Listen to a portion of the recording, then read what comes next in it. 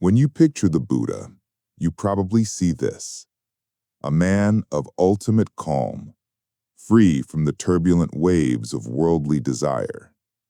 A man who taught the path to end suffering by ending its cause, craving. But here is a fact that might surprise you.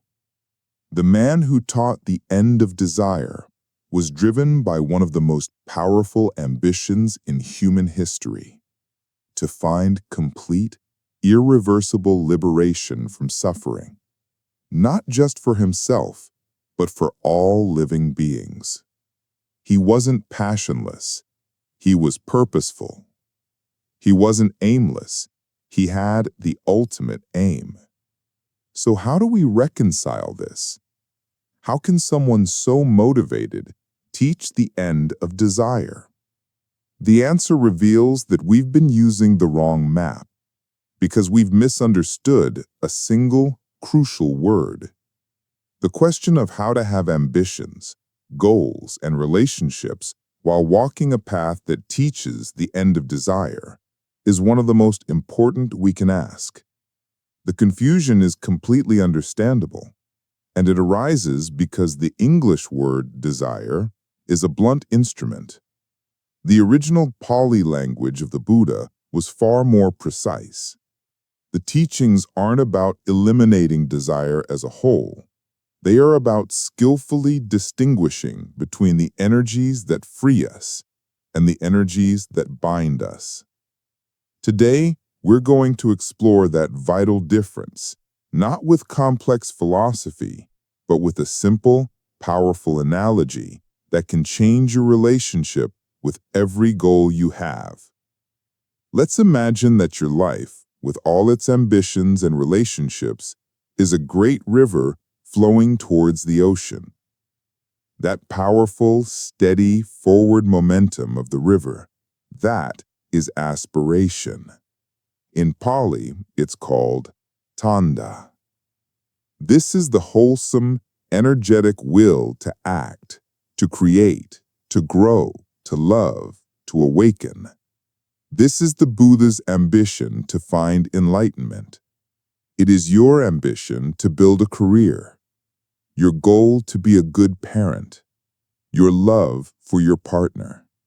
It is the healthy, natural current of your life moving toward the vast ocean of your potential. There is nothing wrong with this flow. In fact, it is essential. Now, imagine that along the banks of this great river, there are stagnant pools of salt water. The second kind of desire is craving, or Taṇhā. This is the state of desperate thirst. Taṇhā is the feeling that you are fundamentally lacking something, and it convinces you to stop your journey on the great river and try to quench your thirst by drinking the salt water from these stagnant pools. It's the thought, I must get that promotion to be happy. It's the feeling, my partner must act a certain way for me to feel whole. The more you drink, the thirstier you get. This is the desire the Buddha said leads to suffering. It's a tense, anxious, grasping energy that takes you out of the beautiful, powerful flow of your life and leaves you feeling more empty than before. The path, you see, is not about stopping the river from flowing to the ocean. It is about learning to stop drinking the salt water. So, what does this mean for your life today in 2025? It means you can pursue your career ambitions with the full force of the river's flow, working with passion, skill, and dedication without the suffering of the saltwater thirst. You don't need to be desperately attached to a specific outcome by a specific date. You can find fulfillment in the process of striving, in the flow itself.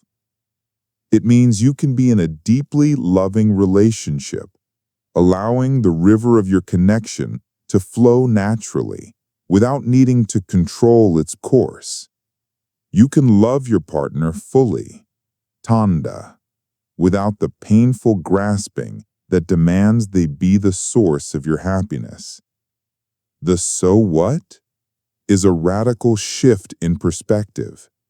Your goals are not the problem. Your relationships are not the problem. The problem is the painful, unnecessary thirst of grasping that we attach to them. By learning to see the difference, you can be fully engaged with your life, but with a profound sense of inner freedom and peace. Let's make this a direct experience. Please, bring to mind a goal you have right now. It could be big or small. Hold it gently in your awareness. Now, check in with the feeling behind it. First, feel for the thirst. Is there a tightness, a tension, a feeling of, I need this? A sense of anxiety or lack?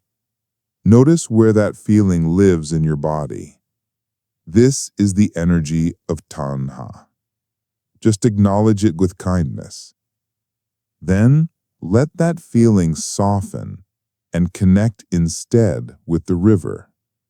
Connect with the pure, wholesome aspiration behind the goal. The simple, clean energy of wanting to grow, create, or contribute. Feel the sense of direction and purpose without the tension. Does this feel different in your body? Perhaps more open, more expansive, more steady? This is the energy of Taṇhā. The goal is the same. The energy is different. The path of awakening is not a path of subtraction, of becoming less. It is a path of wisdom, of becoming more skillful. It's about learning to nurture the powerful, life-giving river of your aspirations, while recognizing and releasing the painful thirst for the salt water of attachment. You can have goals. You can love deeply.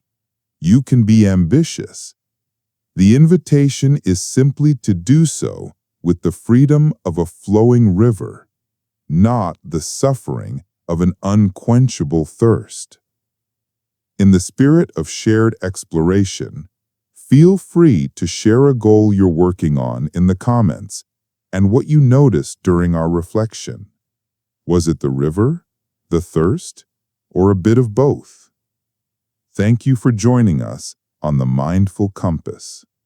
Until then, be well.